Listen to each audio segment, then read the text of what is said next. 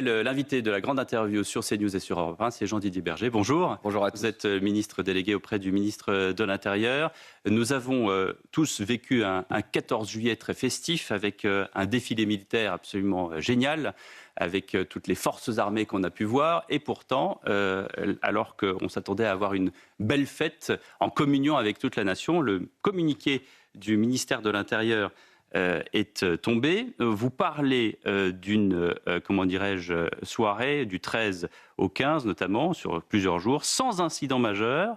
Il y a quand même 533 interpellations, 403 gardes à vue, 327 usages d'artifices contre des policiers, 183 villes marquées. On ne peut pas donc faire une fête du 14 juillet tranquillement en France aujourd'hui sans violence ? Mais on ne s'habitue pas à ces violences, on ne s'habituera jamais à ce que des policiers soient abîmés dans leur fonction, à ce que des villes soient l'objet de ce type d'incivilité. Mais ce que je constate, c'est que grâce aux moyens que nous avons mis en place, nous avons pu contenir ce type de phénomène, faire en sorte qu'il soit moins nombreux, heureusement, que l'année passée. Je dirais 2 fois moins nombreux, c'est ce que nous avons constaté dès la nuit du 13 au 14 juillet.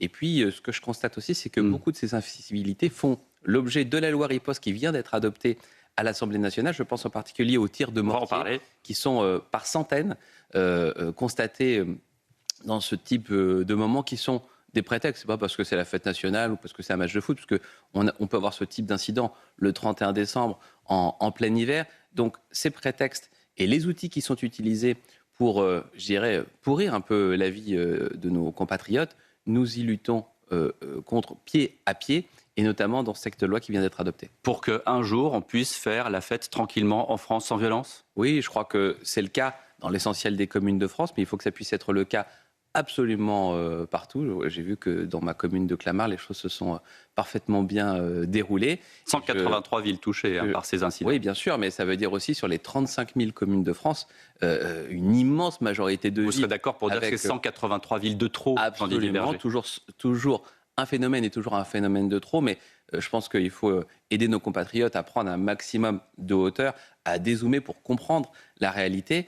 Autant on ne s'habitue jamais au moindre fait, autant il faut aussi avoir le courage de le dire quand des dispositifs fonctionnent, quand grâce au travail, au courage et à l'abnégation des forces de police, des forces de l'ordre et de secours, on arrive à obtenir de bons résultats comme ceux que nous avons obtenus ces derniers jours. Il faut aussi le mettre à leur actif, et c'est ce que je viens faire aussi ce matin. Jean-Didier Berger, vous connaissez le slogan de CNews, « Vive la liberté d'expression ». Vous êtes pour la liberté d'expression ? Je suis, comme tous les gens de droite, pour la liberté d'expression. Tous les gens de droite, à l'exception peut-être de certains sénateurs qui veulent lutter contre la désinformation au travers d'un rapport sur les zones grises de l'information. Ils préconisent la création d'un observatoire indépendant de la désinformation, un renforcement des pouvoirs de l'Arcom. C'est quoi ? C'est un ministère de la vérité ?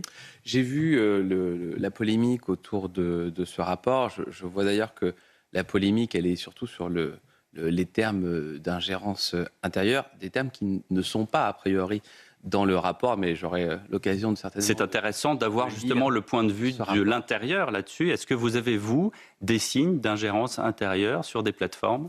Vous savez, les questions de fausses informations, CNews est pour la liberté d'expression, mais je suis sûr que CNews est aussi pour la lutte contre la désinformation, parce que c'est ce qui fait la qualité de journaliste. Et c'est pour ça qu'il y a des cartes de presse, c'est pour ça que certaines personnes sont habilitées à divulguer de l'information, et d'autres, lorsqu'elles donnent leur opinion, ça doit être considéré uniquement comme une opinion. Donc la liberté d'expression, elle est garantie par la Constitution, et chacun d'entre nous y est très attaché, mais chacun d'entre nous est aussi attaché en fait, de pouvoir discerner le vrai du faux. J'observe que le Parlement est dans ce rôle, et le Parlement il est là pour contrôler le gouvernement, donc c'est pas moi qui vais pointer du doigt le Parlement, mais simplement j'observe que c'est un rapport, ça n'est pas un projet de loi ou une proposition. Pas encore.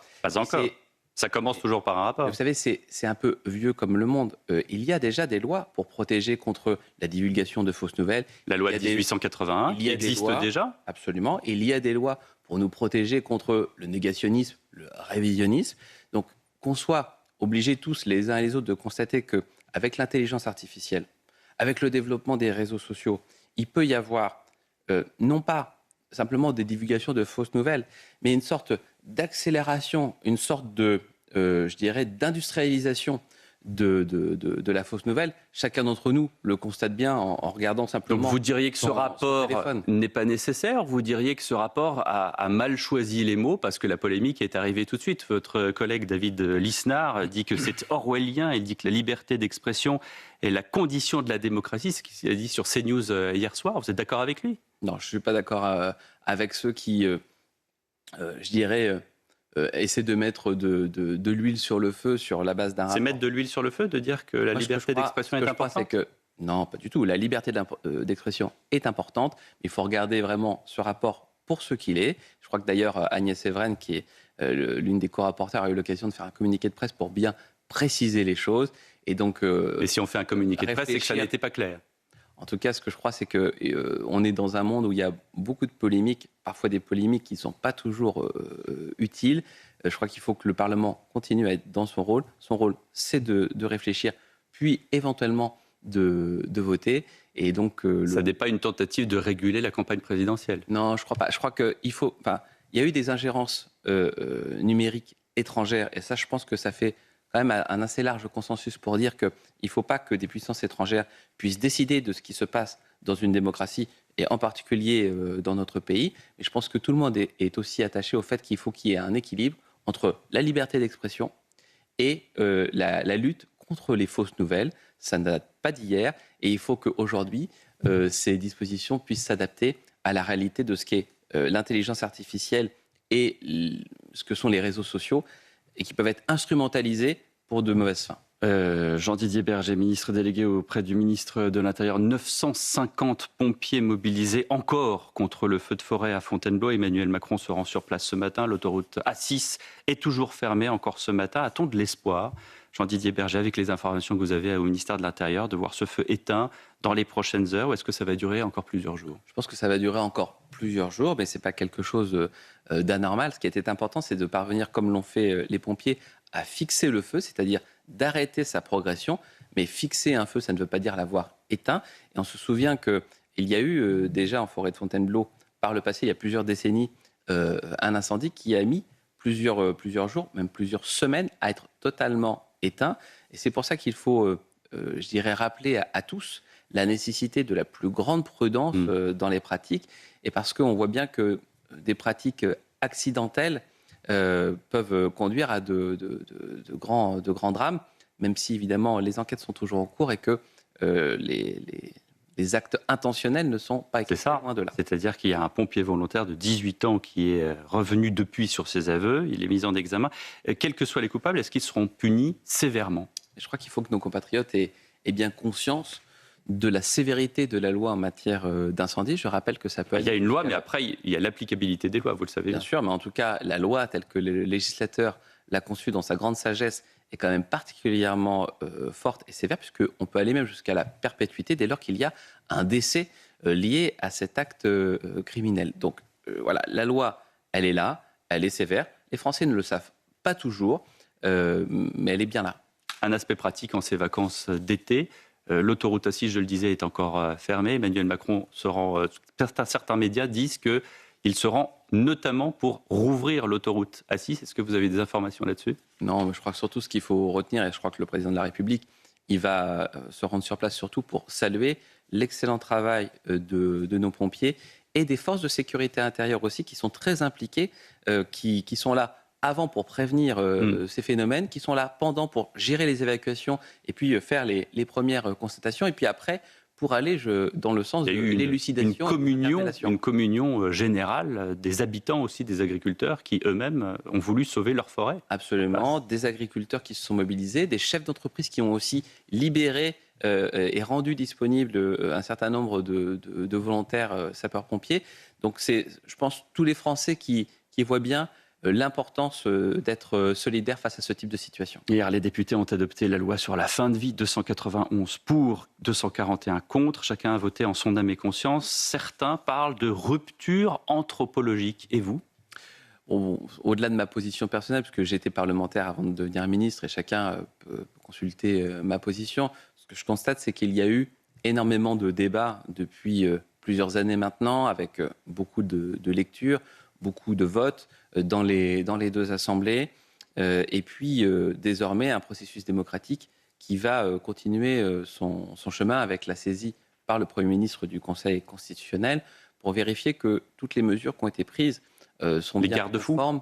Oui, que toutes les mesures qui ont été prises sont bien conformes à la Constitution et à nos valeurs, tout simplement. Mais vous comprenez cette saisine du Conseil constitutionnel par le Premier ministre alors que Emmanuel Macron s'est limité à saluer cet engagement tenu? C'était une promesse de campagne. Est-ce qu'il n'y a pas un cafouillage au sein de l'exécutif? Non, pas du tout. Je pense que chacun est absolument dans son rôle. Chacun, y compris au sein de l'exécutif, il peut y avoir deux positions différentes. C'était un engagement fort du Oui. président de la République. Le Premier ministre qui est là aussi et qui a ce pouvoir de saisie du juge constitutionnel utilise ce pouvoir qui lui est conféré par la Constitution pour vérifier que ça soit sur les délais, que ça soit sur la vulnérabilité des personnes, que ça soit sur la nature des établissements qui vont être tenus d'appliquer aussi cette loi, que chacun dispose bien des garanties constitutionnelles nécessaires pour que tout soit respecté. Est-ce que c'est un argument économique, comme certains le soulèvent? Certains disent qu'il s'agit de faire du tri entre les pauvres qui sont un fardeau pour leur famille et les riches qui peuvent payer très cher des soins palliatifs. Moi, à ce stade, je ne suis pas là pour... Et vous-même, porter vous étiez député, vous l'avez dit. Est-ce que vous auriez voté cette loi? Aujourd'hui, je ne suis plus député, je suis ministre. Mais est-ce que vous auriez voté cette loi aujourd'hui? Je suis là, non pas pour commenter, pour juger ce qu'a voté le Parlement. Je vous pose une question simple, Jean-Didier Berger. Est-ce que vous auriez voté la loi? Vous le savez, moi, j'ai voté contre cette loi lorsque j'étais député. Mais aujourd'hui, ça n'est pas mon avis. Merci de le rappeler aux auditeurs et téléspectateurs. Bien sûr, non, mais moi, je suis très clair avec ce que j'ai porté. Mais aujourd'hui, je suis dans un rôle différent. C'est le Parlement qui est là pour contrôler le gouvernement. Mais le Premier ministre, je dirais, saisit le Conseil constitutionnel. Et je suis sûr que lui aussi, dans sa grande sagesse, le Conseil constitutionnel saura dire si toutes les garanties sont réunies ou pas, et si, par extraordinaire, elles n'étaient pas réunies, de prendre les mesures pour faire en sorte que ça le soit. Beaucoup d'actualités à l'Assemblée nationale, puisque hier, on adoptait aussi le projet de loi riposte dont vous venez de parler, avec la création de délits d'organisation de participation à une free party, un durcissement des sanctions contre les rodéos urbains, la création d'un délit pour usage détourné du protoxyde d'azote. On a parlé des violences lors du 14 juillet. Est-ce que c'est une baguette magique, cette loi riposte? Non, je crois que c'est tout sauf une baguette magique. C'est un arsenal très précis de mesures qui viennent cibler tous les petits problèmes ou tous les gros problèmes qui parfois sont apparus assez récemment, comme le protoxyde d'azote, et qui pourrissent la vie de nos compatriotes. Ceux qui nous disaient finalement on n'y comprend rien parce qu'il y a plein de choses à l'intérieur, mais qui croit aujourd'hui que justement une mesure magique peut régler tous les problèmes de sécurité de la France? Plus personne. Tout le monde voit bien qu'il faut des mesures qui soient... Je reformule la question. adaptées. Est-ce que ce sont des baguettes magiques et est-ce que c'est action-réaction? C'est-à-dire qu'effectivement, vous comptez sur cette loi pour ensuite compter sur la justice pour appliquer cette loi à juste titre? En tout cas, je crois que le terme de magique n'est pas adapté. Ce sont des outils concrets sur les tirs de mortier pour venir sanctionner, pour pouvoir saisir les mortiers beaucoup plus facilement. Et punir, sanctionner, punir. Punir, pour pouvoir fermer les commerces qui parfois sont complices, voire à l'origine d'un certain nombre de ces phénomènes. Sur le protoxyde d'azote, nous venons créer 3 délits. Le délit de conduite sous emprise, le délit de transport de quantité irrégulière, le délit de consommation, pour faire en sorte que il n'y ait pas de trou dans la raquette, qu'il y ait un resserrement des mailles du filet. Alors, voilà, la sécurité, vous savez, c'est comme la propreté, c'est quelque chose... C'est la sécurité de tous. C'est la sécurité du Ça devrait être transpartisan. La sécurité de tous. Et puis, ce sont aussi des moyens un peu plus technologiques apportés aux forces de sécurité intérieure, notamment les lecteurs automatisés de plaques d'immatriculation qu'on va pouvoir utiliser beaucoup plus, la vidéoprotection assistée pour faire en sorte qu'on puisse reconnaître les situations, notamment les départs de feu, notamment les mouvements de foule, les circulations à l'intérieur de périmètres protégés, les caméras piétons pour les agents de sécurité privée dont on parle peu mais qui sont très importants aussi pour la sécurité du quotidien de nos compatriotes, et puis des moyens pour les forces de sécurité intérieure un peu plus haut de spectre encore, avec un certain nombre de prolongations de cas de garde à vue, avec les techniques de renseignarisation, la communication des procureurs aux services de renseignement pour faire en sorte que les informations soient bien développées. Donc, des moyens extrêmement concrets. À ce titre, qu'est-ce que vous répondez à Jean-Luc Mélenchon qui veut dissoudre la Bravem? Jean-Luc Mélenchon est toujours dans la provocation à l'égard des forces de l'ordre. Il est toujours opposé aux forces de l'ordre. Il est pour une forme de dissolution de la police, de désarmement de la police. Bon, on voit bien à qui s'adressent ces propos. Et je pense que l'essentiel de nos compatriotes voit bien qu'il y aurait un grand danger à désarmer nos policiers, à démanteler les forces de sécurité les plus opérationnelles. Et donc, il n'est pas question, évidemment, de céder à ce type de provocation. La loi riposte, c'est une chose, l'immigration en est une autre. Dernier exemple en date, il y a 48 heures, un OQTF s'est pointé à la piscine de Nantes, armé d'un couteau. Qu'est-ce qu'on fait concrètement contre les OQTF, Jean-Didier Berger? Bien, vous avez vu que la PPL Rodwell-Barnier a été adoptée et qu'elle nous permet de disposer d'outils juridiques supplémentaires, notamment pour cibler les OQTF les plus dangereux et avoir davantage de temps pour les renvoyer dans leur pays d'origine. En attendant le visa consulaire qui permet ce renvoi. Absolument, parce que c'est un travail de négociation pied à pied, bilatéral. Il est là peut-être le nœud gordien, c'est le travail de négociation avec les pays. Bien sûr, mais on le sait, ce sont des choses extrêmement difficiles à réaliser, mais j'observe que nous obtenons quand même de bons résultats. Vous obtenez de bons résultats. Les choses progressent. Et vous avez des chiffres? Il faut le faire. Non, et je ne donnerai pas de chiffres pour une raison très simple, c'est que j'observe que la discrétion avec laquelle nous menons ce travail nous permet d'obtenir des résultats plus importants qu'auparavant. Et ce qu'intéresse nos compatriotes, ce n'est pas la communication, ce sont les résultats. C'est pour ça que vous avez fait demander au préfet d'enlever la banderole sur la mairie de Fréjus, où David Racheline disait une OQTF non exécutée est un danger pour les Français. La ville de Fréjus demande à l'État d'agir vite. Je n'ai pas vu l'existence de cette banderole. Suite à un meurtre le 27 juin dernier en bord de mer de Fréjus, c'est ce qui a conduit David Racheline à faire cette banderole. Tous les Français ont à cœur que la loi soit respectée, et en particulier s'agissant de l'exécution des OQTF. Et le ministère de l'Intérieur, au premier rang de ceux qui souhaitent que ça soit bien appliqué. Et j'observe qu'avec cette loi Rodelotte qui maintenant va être devant le Conseil constitutionnel, nous avons un outil qui nous permet d'être plus efficace. Passer de 90 jours à 210 jours dans un certain nombre de cas, ça va nous permettre d'éloigner plus. Et encore une fois, vous l'avez dit, le problème, c'est la négociation avec les pays, mais nous y reviendrons. S'il n'y avait qu'un problème, ça serait plus simple. Il y a beaucoup de problèmes à régler et nous sommes là pour ça. Est-ce que vous apportez, Jean-Didier Berger, votre soutien ce matin à Lucas Digne, qui est cible d'attaques racistes après le match contre l'Espagne? Je vous en cite quelques-unes. Je vais éviter de citer les plus blessantes et surtout les plus scandaleuses et les plus familières. Je ne veux plus un blanc dans l'équipe de France. Éloignez ce blanc. On a mis un blanc pour faire plaisir aux Français. Qu'est-ce que vous répondez? Je les ai vus, ces attaques racistes. Qu'est-ce qu'on fait dans ces cas-là? Moi, je soutiens tous les joueurs de l'équipe de France qui sont victimes d'actes racistes. Je soutiens tous les Français qui sont victimes de discrimination. Et je sensibilise et j'alerte tous les Français sur le fait que chacun d'entre nous peut être victime de discrimination, de racisme, d'autres types de discrimination, des personnes qui sont en situation de handicap. C'est un exemple de racisme anti-blanc, Jean-Didier Berger. Bien sûr, mais c'est en fonction de la religion, en fonction de la couleur de peau. Parce qu'il y a beaucoup de gens qui disent que ça n'existe pas, le racisme anti-blanc. Là, c'est un exemple. Comme je viens de vous le dire, chacun d'entre nous, quelle que soit sa couleur de peau, quelle que soit sa religion, quelle que soit sa condition, peut être victime de discrimination. Et au ministère de l'Intérieur, au gouvernement de Sébastien Lecornu, nous luttons contre toutes les formes de discrimination. Dans l'affaire Liana, on a vu le rappel de 70 000 dossiers, plus 15 000 nouvelles plaintes. Ça prouve quand même qu'il y a des dossiers qui n'ont jamais été ouverts. 675 personnes ont été incarcérées depuis le début du mois de juin. On dit toujours qu'il n'y a pas de place dans les prisons, mais quand on veut, on peut.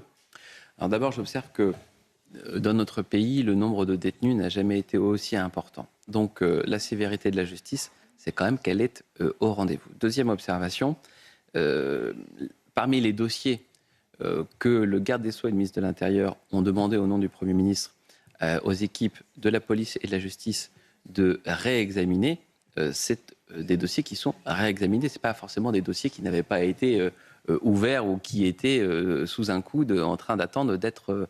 Là, on n'a rien attendu. On n'a rien attendu du tout. On a mis 675 personnes en prison alors qu'on nous répète tous les jours qu'il n'y a pas de place en prison. Ça prouve que ce réexamen était utile et qu'il a permis de prioriser les individus les plus dangereux.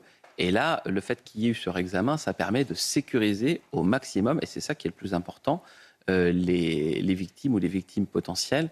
Et donc, je crois que ce travail qu'il faut saluer, qui a été fait en urgence par les équipes de la police et de la justice. Il permet de sécuriser un maximum de nos compatriotes. Merci beaucoup Jean-Didier Berger Merci d'avoir été infiniment. l'invité de CNews et d'Europe 1. Très bonne journée.